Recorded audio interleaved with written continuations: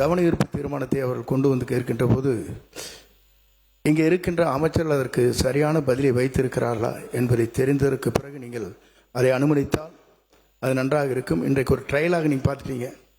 ஆகவே இனிமேல் கவன ஈர்ப்பு தீர்மானம் கொண்டு வருகிற போது அந்த கவன ஈர்ப்பு தீர்மானத்திற்கு அமைச்சர் உரிய பதில் வைத்திருக்கிறார் என்று தங்களுக்கு வந்ததற்கு பிறகு அனுமதிக்குமாறு அன்போடு கேட்டுக்கொள்கிறேன். மாண்புமிகு உறுப்பினர்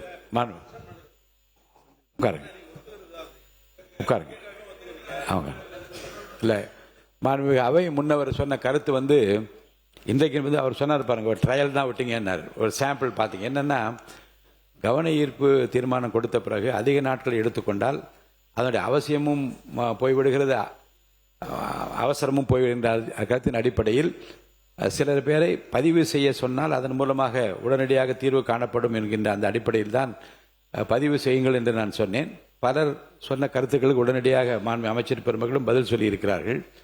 நாளை முதல் அரசு துறையை சார்ந்த மாண்பு அமைச்சர் பெருமக்களும் அரசு அதிகாரிகளும் அவசர அவசியம் கருத்தி தரப்படுகின்ற 55 விதியின் கீழ் தரப்படுகின்ற கவன ஈர்ப்பு தீர்மானங்களுக்கு அந்தந்த பதில் வந்த பிறகு, பதில் வந்திருக்கிறதா என்று எங்களுடைய துறைக்கு தெரிந்த பிறகு அவைகள் எடுத்துக்கொள்ளப்படும்.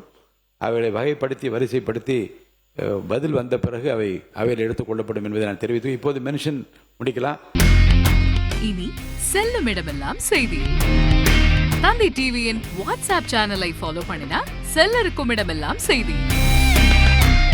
இதோ QR கோட் இப்பவே ஸ்கேன் பண்ணுங்க, ஃபாலோ பண்ணுங்க.